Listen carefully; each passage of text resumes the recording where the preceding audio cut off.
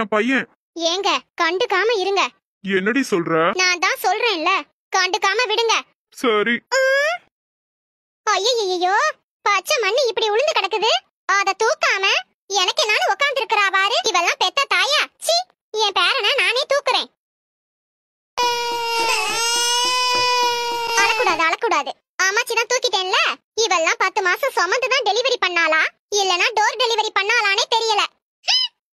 உங்க அம்மாக்காரி இப்ப எதுக்கு வந்து தூக்குனா? நாம கண்டுக்காம இருந்திருந்தா அவனே 2 நிமிஷத்துல எந்திரிச்சிருப்பான். இப்ப உங்க அம்மா வந்து தூக்கவும் எப்படி அழுகுறான் பாருங்க. இன்னும் அரை மணி நேரத்துக்கு தொடர்ந்து அழுவான்.